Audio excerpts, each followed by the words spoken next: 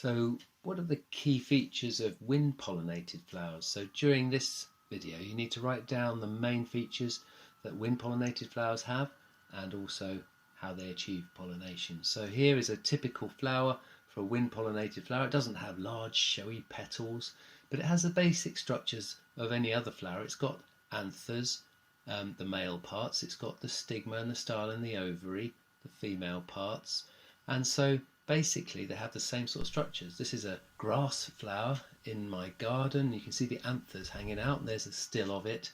The anthers clearly visible, so the wind carries the pollen away from those anthers to the other plants which are going to trap the pollen from the wind. Here's a grass being hand pollinated here. So basically I'm releasing the pollen by just tapping the inflorescence. All those anthers hanging out of the flower are about to release their huge plume of pollen into the air. So when the wind's blowing, the little tiny pollen grains, which is one feature of wind pollinated flowers, get blown away downwind to be trapped on the stigmas of the wind pollinated flowers. Here's a willow pollen male flower, a catkin, masses of anthers hanging out for the wind to carry it away. And here's a female flower with large feathery stigmas hanging out to trap the airborne pollen. So they have large stigmas hanging outside the flower.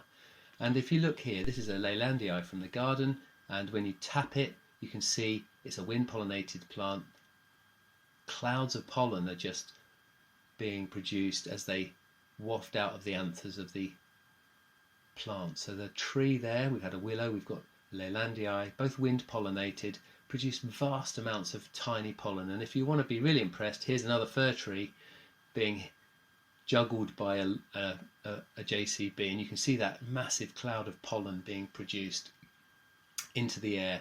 So wind pollinated plants produce huge amounts of pollen. They don't produce scent because they're not attracting insects. They have no bright petals, and they have very long filaments and anthers hanging outside the flower, and the tiny pollen grains are carried away in the wind to large feathery stigmas which trap the pollen, and that's the end of wind pollination. So pollination is just a transfer of pollen from the anthers to the stigmas.